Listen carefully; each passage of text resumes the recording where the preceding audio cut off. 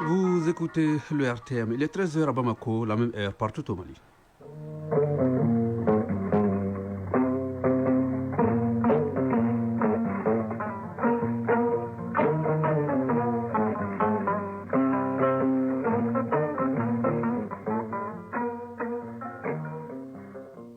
Le journal, Soumeila Berté. Bonjour, à la une de l'actualité de cette mi-journée, partenariat public-privé, le gouvernement et le secteur privé autour de la même table pour leur traditionnelle concertation mensuelle. Le Premier ministre qui a présidé les travaux a apprécié le bon niveau d'exécution du plan d'action pour la satisfaction des besoins fondamentaux de la population. Comment promouvoir les systèmes de riziculture intensive et les techniques de production des riz résilientes au climat en Afrique de l'Ouest? Les experts du projet RICOWAS sont en session depuis hier à Bamako. Ils doivent maîtriser les différentes techniques avant de les restituer au bénéfice des communautés des 13 pays de l'Afrique de l'Ouest qui couvrent le projet. Le 17e sommet des BRICS, pays émergents, ils sont au nombre de 10, s'achève ce mardi à Rio de Janeiro, au Brésil. Les 10 pays du groupe prennent part à cette rencontre annuelle sous le thème paix, sécurité et réforme de la gouvernance mondiale ainsi que le renforcement du multilatéralisme. Football, donc sport football, CAN féminine Maroc 2024. Le Mali a réussi son entrée en matière hier en battant la Tanzanie 1-0 avec Seragatou Cissé. Nous parlerons également du championnat national de football féminin, la Coupe du monde des clubs de la FIFA et bien d'autres sujets de l'actualité sportive. Et puis dans la chronique initiative citoyenne de ce mardi, Ousmane Daou nous propose en rediffusion les actions des Solidaris 223 au profit des personnes nécessiteuses. Donc, initiative citoyenne à suivre en fait du journal. Voilà pour les titres. Soyez les bienvenus dans ce journal. Le gouvernement entend mettre en œuvre 79 mesures de réforme réparties entre 10 départements ministériels dans 29 secteurs d'activité.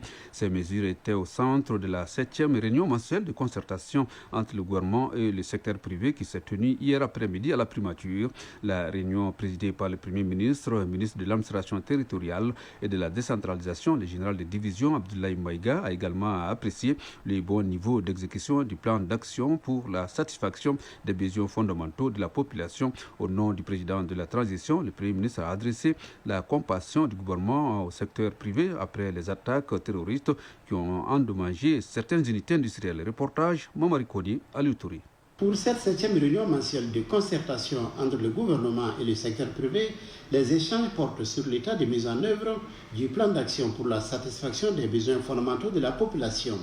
À la lumière de l'exposé du directeur général du commerce, de la consommation et de la concurrence, l'on retient que sur les 14 mesures du plan d'action, 9 sont exécutées, 2 en cours et 3 sont en attente.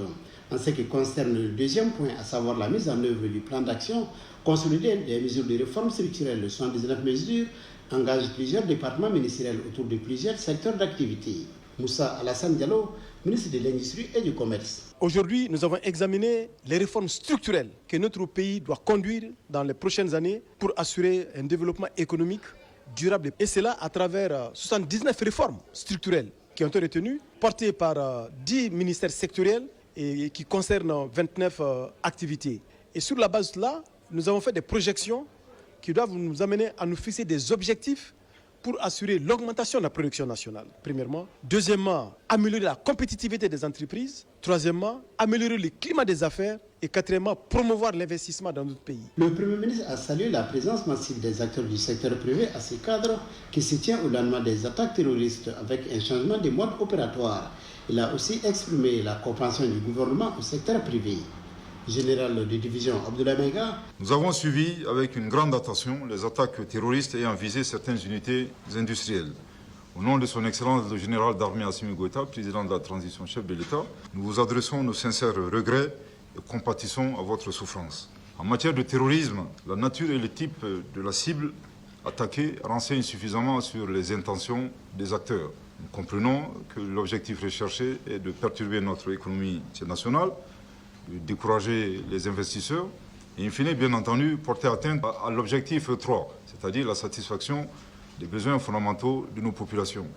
Évidemment, cette dynamique, on le sait, instrumentalisée et manipulée, justifie à suffisance le choix et la priorisation des objectifs par le chef de l'État, mettant bien entendu et accordant toute l'importance qu'il faut à l'axe 3, c'est-à-dire le renforcement de la sécurité nationale.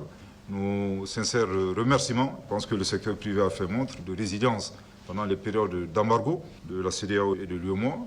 Mais soyez sûrs que c'est ensemble que nous sortirons de cette mauvaise situation. De toutes les façons, nous n'avons pas d'autre choix. La rencontre a été marquée par des échanges francs sur les préoccupations du secteur privé et les membres du gouvernement ont donné des réponses aux différentes préoccupations soulevées. Le Premier ministre a adressé les remerciements du gouvernement aux banques maliennes pour la mobilisation de 62,8 milliards de francs CFA en vue du paiement des recettes aux cotonculteurs et la mise en place des intrants agricoles. Les RICOWAS ou le projet de mise à l'échelle d'une riziculture résiliente au climat en Afrique de l'Ouest est exécuté au Mali par le ministère de l'Agriculture à travers l'IER, l'Institut d'économie rurale. Son objectif est de promouvoir les systèmes de riziculture intensive et les techniques de production de riz résilientes au climat.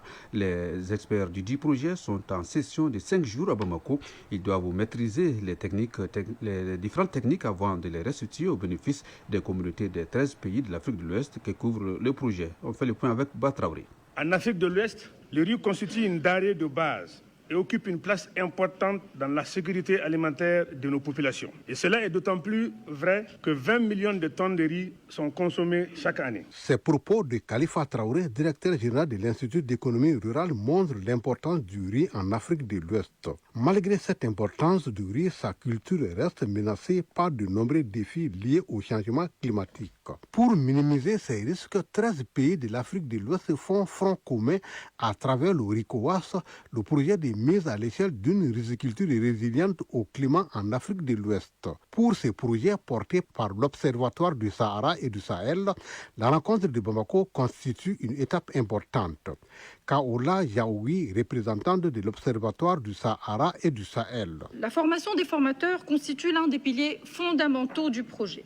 Elle vise à créer un effet multiplicateur durable en dotant un noyau d'experts capables, à leur tour, de former des milliers de riziculteurs à travers les 13 pays qui bénéficient de cette initiative. Les participants venus des 13 pays que couvre le projet RICOWAS vont échanger sur les thèmes essentiels, le système de riziculture intensive et les techniques de production de riz résilientes au climat. Thiema Traoré, conseiller technique au ministère de l'Agriculture. Le présent atelier de renforcement des capacités des entités nationales d'exécution se veut un creuset d'échanges avec les experts nationaux et internationaux dans la mise en œuvre des stratégies et techniques des SRI. Il devrait vous permettre de vous approprier des éléments nécessaires à l'élaboration et au suivi de la mise en œuvre de la stratégie régionale ainsi que de vos stratégies nationales respectives. La session de Bamako enregistre la participation des 13 pays de l'Afrique de l'Ouest qui couvrent le projet RICOWAS. Elle se tient un an après la première tenue à Grand Laou en Côte d'Ivoire. Ouverture ce matin d'une session de formation sur les principaux textes régissant la création, l'organisation et le fonctionnement des structures publiques. C'est une initiative du ministère de l'Entrepreneuriat national, de l'Emploi et de la formation professionnelle. La session vise à corriger les dysfonctionnements et assurer une application rigoureuse de ces textes. Compte rendu, Thiemoko Konaté. Des cadres de l'administration publique, une fois de plus à la découverte des principaux textes régissant la création, l'organisation et le fonctionnement des structures publiques. Une session de mise à niveau motivée par les innovations intervenues suite à la relecture des textes. Cette formation, portée par le département en charge de l'emploi, accorde une place de choix à la gestion des finances publiques. Oumou Salsek, ministre de l'Entrepreneuriat national, de l'Emploi et de la formation professionnelle. L'administration est investie d'une mission de service public. La création, l'organisation et le fonctionnement ainsi que la gestion financière et comptable des structures qui la composent obéissent à un certain nombre de règles qui garantissent son efficacité et son efficience. Pendant 2 jours, la trentaine de participants verront leur capacité renforcée à travers des modules traitant l'ensemble des lois et ordonnances des finances publiques, de quoi leur permettre d'assurer une application rigoureuse des textes. Question de corriger les dysfonctionnements. L'exercice s'inscrit dans une logique, celle de prendre en compte les aspirations du peuple, conformément à la volonté des autorités. Oumou Salsek. Cette session cadre parfaitement avec les orientations du président de la transition, chef de l'État, son Excellence le général d'armée Assimi Goïta, adressé au Premier ministre, chef du gouvernement, le général de division Abdoulaye Maïga, notamment la satisfaction des besoins fondamentaux de la population qui passe nécessairement par une administration véritablement investie d'une mission de service public dont les agents incarnent des valeurs de légalité, d'impartialité, de neutralité et de continuité. C'est donc un processus de renouveau de l'action publique qui suit son cours normal. À l'issue de la session, les participants seront requinqués à bloc pour reproduire les notions apprises au sein de leurs structures respectives. Radio Mali à Mopti et environ 94.4 MHz en FM. À Mopti, il est 13h10 de l'actualité dans nos régions. Justement, à Mopti, le Haut Conseil islamique a organisé la 46e édition des Journées citoyennes dans la Venise malienne. Une session qui a été sanctionnée par des bénédictions pour le retour de la paix et de la stabilité dans le pays. C'est un reportage de Boubacar Sankaré avec la voix de Bintou Tatou Tchenta. C'est sous la pluie que s'est tenue au Haut Conseil islamique de Mopti la 46e édition des Journées citoyennes. Une pluie qui n'a pas permis la traditionnelle montée des couleurs. Néanmoins, l'hôte du jour s'est réjoui de l'initiative avant d'expliquer le rôle de son institution en lien avec la citoyenneté. Ségou Alaïdiko, membre du Haut Conseil islamique de Mopti. Les musulmans cherchent qu'il faut participer au développement de notre pays. Quoi qu'on fasse, on est tous maliens. Et je pense que nous devrons contribuer en tant que musulmans, en tant que citoyens du Mali. Le chef de l'exécutif régional, pour sa part, a invité les populations à être des citoyens. Général de brigade Daouda Dambélé, gouverneur de la région de Mopti. L'occasion est pour nous de faire passer le message fort d'aimer son pays, de défendre son pays et de ne pas surtout trahir ce pays. Et finalement demander au Haut Conseil de prier beaucoup pour la sécurité du pays et pour un hivernage à souhait. La cérémonie a pris fin par la lecture de Coran. Mopti, Bintou Tatou Tchenta et Djakalia Traoré pour l'ORTM. En 6e région, hier lundi, la ville de Tombouctou a enregistré 47 mm de pluie, provoquant ainsi des inondations dans certains endroits de la ville et ses environs. Dans le but d'apporter des appuis pour circonscrire les dégâts, une délégation conduite par le préfet du cercle a sillonné quelques lieux, évalué et lancé les travaux de curage. Tombouctou, les détails avec Najim Babassissé. 47 mm, c'est la quantité de pluie qui s'est abattue sur la ville de Tombouctou ce lundi 7 juillet, occasionnant l'inondation de certaines ruelles, empêchant du coup aux habitants de circuler librement dans leur quartier. Ici, à Belafarandi, la mare Banabangou est à son comble. L'eau a envahi la devanture des maisons. Le préfet, à la tête d'une délégation constituée des responsables de la mairie, de la direction régionale de la protection civile, est venu soutenir avec une citerne pour aspirer l'eau. Abdul Karim Kone, préfet du cercle de Tombouctou. Une première depuis le début de l'hivernage. Donc après avoir fait l'état des lieux de la ville avec la protection civile, la mairie, nous avions rendu compte au gouverneur de la région qui a mis les moyens adéquats à notre disposition pour faire face vraiment aux familles au carré qui sont inondées. Pour l'heure, il s'agit de vider cette mare avant que d'autres pluies ne viennent s'ajouter à son contenu, car elle est située entre des maisons habitées. Mohamed Sissé, habitant. On a remercié très bien les gouverneurs qui nous envoient une délégation pour nous assister. Depuis ce matin, ils sont avec nous. Vraiment, on les remercie très bien. La délégation s'est rendue à Belafarandi, puis au secteur Amadou Bélé. Là aussi, les bassins de rétention des eaux sont engloutis. Fort heureusement, dans tous ces lieux visités, pas de dégâts ni de pertes en vies humaines. Toutefois, les responsables de la protection civile prodiguent des conseils à la population. Lieutenant Sori Tangara, chef du centre de secours de la protection civile de Tombouctou. Cette année, il va pleuvoir beaucoup. Le constat est déjà là. Surtout avec les mares que nous voyons là. Il faut sensibiliser surtout les enfants d'éviter les eaux, de ne pas surtout rentrer dans l'eau en ce moment. C'est très très risquant. En prélude à la saison pluvieuse, les autorités régionales et leurs partenaires avaient organisé plusieurs ateliers pour doter la région d'un plan de contingence adapté afin de minimiser les dégâts qui pourraient découler des inondations. Tombouctou, Najim Baba Sissé, Abdoulaye Sissé pour l'ORTM. 13h passées de 14 minutes de l'actualité hors de nos frontières.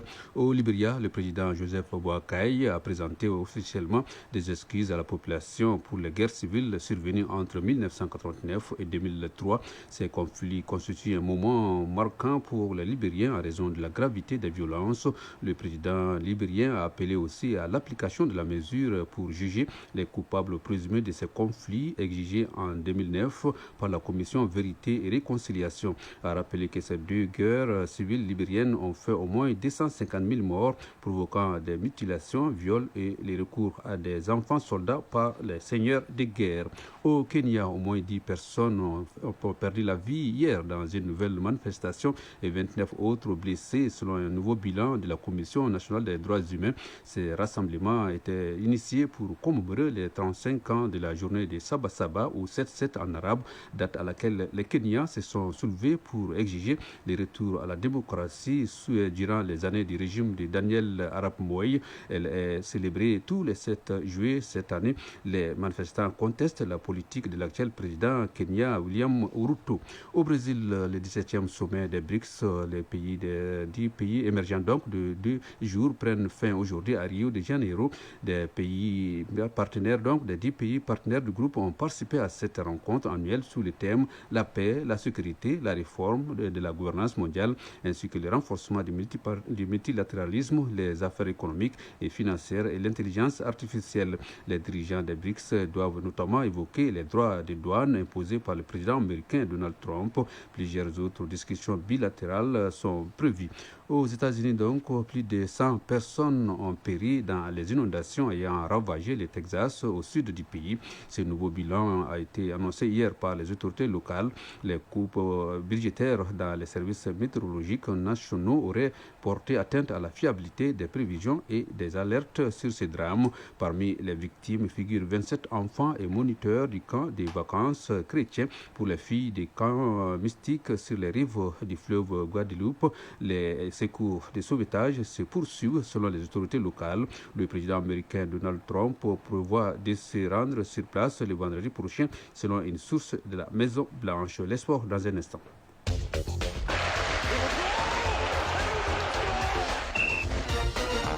Bonjour, Sarakatou Sissé. Bonjour, Soumaïla Bertil. Avec vous, nous allons développer l'actualité sportive des journaux. CAN féminine Maroc 2024. Le Mali a réussi son entrée en matière hier en battant la Tanzanie 1-0. Oui, l'unique but a été marqué par Saratou Traoré en toute fin de première période. Elle a été désignée d'ailleurs meilleure joueuse du match. Ce succès étriqué remonte le moral de la troupe. Dans ce même groupe, l'Afrique du Sud, tenante du titre, entame la compétition par une victoire 2-0 sur le Ghana. Les regards sont désormais tournés vers le deuxième match du groupe avec Ghana, Mali et Afrique du Sud, Tanzanie, tous prévus le vendredi 11 juillet. Championnat national football féminin, phase carré d'as, la 4e journée marquant la phase retour dans le temps demain mercredi. À 16h au stade Wenzin Koulibaly, Super Lion de Hamdallah Isfa, c'est juste après AS Mandé de la commune 4, AS Amazon de la commune 5. Au terme de la phase allée du championnat national phase carré d'as, l'USFAS est leader avec 6 points plus 2 devant l'AS Amazon de la commune 5, 6 points plus 1, l'AS Mandé de la commune 4, 4 points et les Super Lions de Hamdallah, 1 point. Coupe du monde des clubs de la FIFA, la première demi-finale se dispute ce mardi à 19h. À l'affiche, Fluminense du Brésil, Chelsea d'Angleterre. C'est face à face, marquera les retrouvailles émouvantes entre Thiago Silva de Fluminense et son ancien club Chelsea. Le défenseur brésilien avait porté les couleurs des Blues de 2020 à 2024. Il avait remporté avec Chelsea 3 trophées majeurs en 2021, la Ligue des Champions, la Super Coupe d'Europe et la Coupe du Monde des clubs anciennes Formule. Siragatou Cissé, on termine avec cette nouvelle. C'était dans les tuyaux depuis des semaines. L'international croate Luka Modric va quitter le Real Madrid pour rejoindre l'AC Milan. L'annonce a été faite officiellement ce mardi par le nouvel entraîneur de l'AC Milan, Massimiliano Allegri. La légende du Real Madrid, Luka Modric, va signer à l'AC Milan 1 an de contrat avec un en option.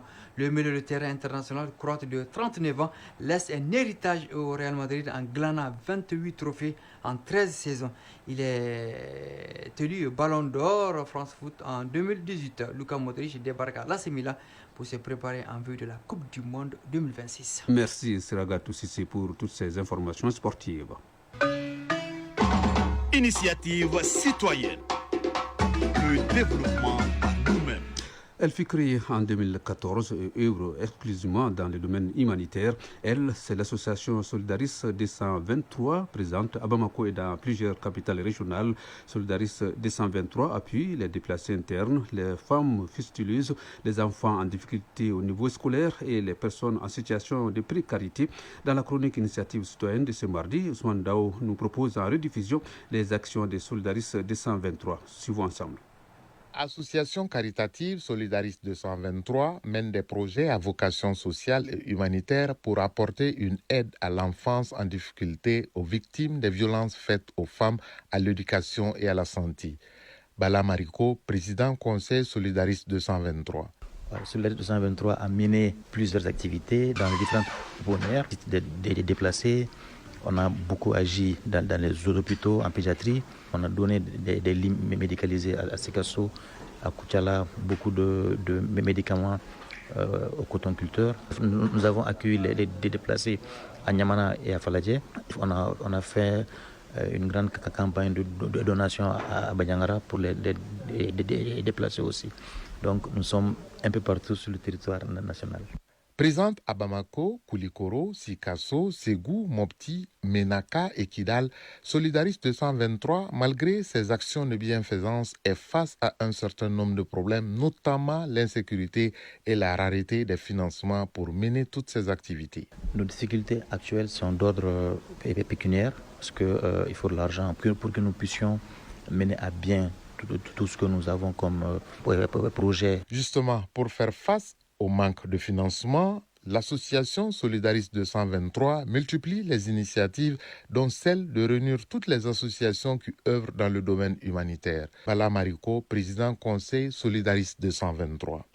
Alors, nous sommes en train d'organiser un forum dans ce sens, le forum des acteurs humanitaires.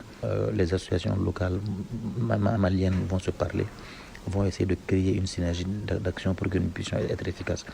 Le nouveau Mali, le Mali refondé, le patriotisme commence d'abord à ce que nous soyons solidaires les uns envers les autres, que nous puissions entre nous Maliens agir pour les Maliens. De sa création en juin 2014 à nos jours, Solidaris 223 reste fidèle à sa devise, à savoir « Nous pouvons ensemble être la solution l'une pour l'autre ». Et c'est pourquoi son credo reste l'aide aux personnes démunies, aux déplacés internes en situation de précarité pour changer leur quotidien. Merci Ousmane Dao qui nous revient mercredi prochain, Inch'Allah, avec un nouveau numéro.